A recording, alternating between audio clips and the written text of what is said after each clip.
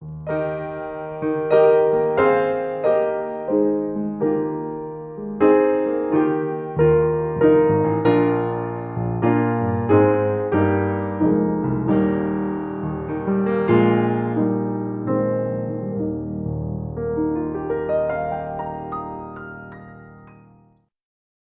sa inyong lahat sa ating Cultural for Today devotional this morning, and it's a joy that we can journey together this morning sa salita niya sa John chapter 7, and let me read to you sa ating verses of verse 40 hanggang sa verse 52.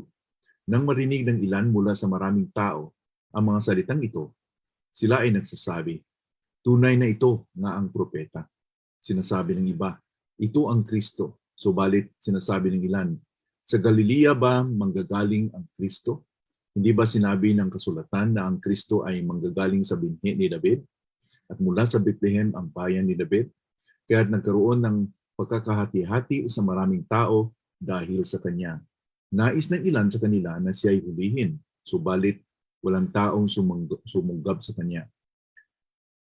Bumalik ang mga kawal sa mga punong pari at sa mga Parisiyo.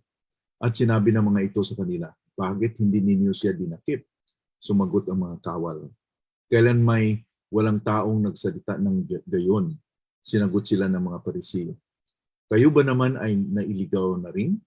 Mayroon ba sa mga pinuno o sa mga Parisiyo na sumasampalataya sa kanya? Subalit ang mga taong ito na hindi nakakaalam ng kautusan ay mga sinumpa. Sinabi sa kanila ni Nicodemus, yung pumunta kay Jesus noon at isa sa kanila. Hinahatulan ba ng ating kautusan ang isang tao, malibang siya'y atin munang dinggin at alamin kung ano ang kanyang ginagawa? Sila'y sumagot sa kanya, ikaw ba'y taga Galilea rin? Siyasatin mo at yung makikita na sa Galilea ay walang lumitaw na propeta. Jesus is the man from Galilee. And dito sa ating binasa na bahagi sa John chapter 7, napatuloy si Panginoon Kristo sa pangangaral. And when the crowd heard about his teaching, they were relatively moved. Even they were divided. Sa isang account ni Mark din, sinasabi niya na, and they were astonished at his teaching, for he taught them as one who had authority and not as the scribes. So ang pagtuturo ni Panginoon Kristo ay may impression sa kanila na he has really the authority. There was weight in his teaching because he was teaching them the truth coming from God. Thus, marami sa kanila naniwala, they believed favorably and concluded that he was a prophet. Even, they believed that he was the Messiah. Marami ding mga officers from the priests na nakarinig sa kanya na they were touched. That's why instead of nahulihin siya, they did not arrest him. Indeed, sa ating nakikita dito sa mga reaksyon ng mga tao dito na ang paniwala, ang panampalataya ay dumating sa isang tao kapag siya nakarinig ng salita ng Panginoon. Faith comes by hearing, and hearing by the Word of God. Sa Romans chapter 10 verse 17. So, ang ating challenge araw-araw sa ating buhay is sana magkaroon tayo ng desire to proclaim the gospel because it's the power unto salvation to those who believe. Sabi ni Pablo niyan sa Romans chapter 1 verse 16, let us not be ashamed of the gospel, for it is the power of God unto salvation to those who believe, to the Jew first and even to the Greeks. So sila yung unang nakarinig na mayroong positive impact sa buhay nila. Naniwala sila. However, marami ding may pagdududa. They had second thoughts and they even were antagonistic and they were asking, is the Christ to come from Galilee? Galing ba sa Galilea ang Messiah? With due respect, these guys are to be commended because they knew the scriptures that the Messiah or Christ is to come from Bethlehem. At siya po ay in the lineage of David. We really commend them for that. Pero Hindi nila alam na Spanish Cristo is born or was born in Bethlehem and he was really of the lineage of David. They were ignorant about it. They did not know it. Instead, they capitalized on the fact that ang kanyang pinanggalingan, doon siya nang lumaki sa Nazareth, sa Galilee, that he was a Galilean. So they capitalized on his upbringing, not on the merit of his works, and his words, and his claims. Doon sila nag-focus on that matter, sa address na kung saan siya nakatira. This is a poor reasoning. Ito halimbawa, it doesn't mean that kung ako po ay nandito sa Singapore that I'm a Singaporean. Hindi po ibig sabihin na makakita tayo ng isang tao sa isang bayan na, nagsuot siya ng itim, kaya nga lahat ng taga roon ay nagsusuot ng itim. That's a poor reasoning. They did not dig deeper. That's why we can see here that Jesus really is deal to those who are hard-hearted like them. Except for Nicodemus, na he began to realize that Jesus' claims were true. Kasi si Panginoon Kristo lamang ay makikilala pag tayo ay magkaroon ng childlike faith.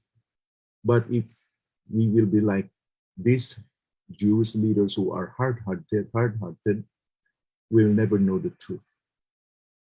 Si Nicodemus lamang ang nag-oppose na sinasabi ba yan sa kautusan na we are going to judge a person and condemn a person?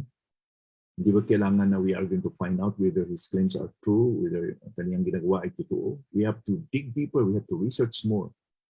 Nicodemus opposed a kangaroo court-like judgment towards Jesus, but he was overruled by the majority of his companions. When in fact, they sarcastically said to him, "Are you from Galilee too? Search and see that no prophet arises from Galilee." So unlike Nicodemus who went to Jesus, hindi sila nag-dig deeper, hindi sila take further steps to know whether Jesus is true or not. They won't do this because they are already prejudiced. Indeed, ignorance, just like these Jewish leaders, they were ignorant. Ignorance to the truth is deadly. And this ignorance, ang cause dito is that they know the scriptures, but they apply the scriptures wrongly. Was it not? Kaya nga, hindi sila nakakilala, nakakita ng katotohanan because they think that they know the scriptures, but they applied it wrongly. When in fact, they even slighted the believing crowd, that they were accursed because they were not knowledgeable to the law. That was what they said to the officers na supposed to arrest Jesus. Okay. Itong mga crowd na to, hindi nila alam ang kautusan, kaya nga they are accursed. Simply said, itong mga tao nito, they were just looking for reasons to reject him. They were just finding an alibi just to reject him. It's sad because there was a prophet in the past, in the person of Hosea, who said, "My people are destroyed for lack of knowledge because you have rejected knowledge." Lack of knowledge is destructive. Kailangan tayo makakilala ng katotohanan. The truth will set us free from the deceptions of the enemy.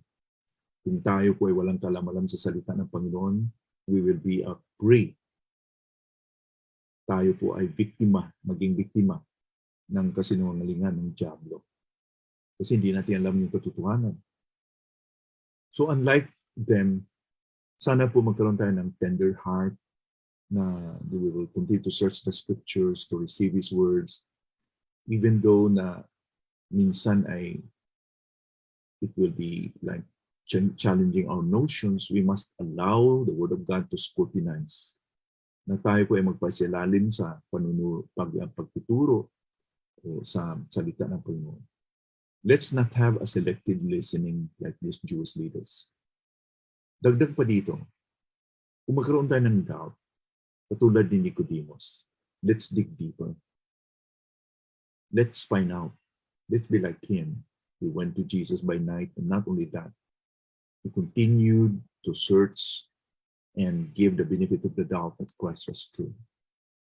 Let's search the scriptures like the Bereans. Nung narinig na tinuturo ni Pablo, ang sabi po sa Acts chapter 17 verse 11, these Jews were more noble than those in Thessalonica. They received the word with all eagerness, examining the scriptures daily to see if these things were so. Sana po, ganun ang ating attitude. Let's search the scriptures.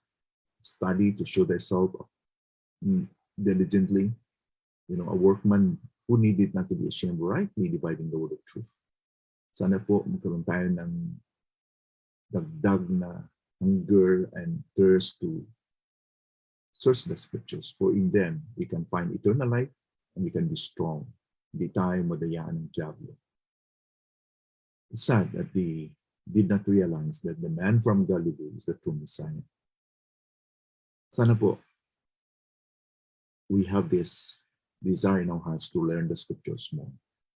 Manalangin tayo. Panginoon, salamat po this morning. Thank you for your word. Lord, bless this to our hearts today. Guide us. Help us to recognize na hindi kami magkakaiba din sa mga iyo, and many times na we apply the scriptures wrongly. We don't really dig deeper. We don't really bother to know more. Lord, give us more desire in our hearts. Cultivate our hearts to hunger more of your word, so that we will know the truth, and the truth will set us free from the deceptions of the enemy. Thank you for this reminder. Thank you for these blessings. In Jesus' name we pray. Amen.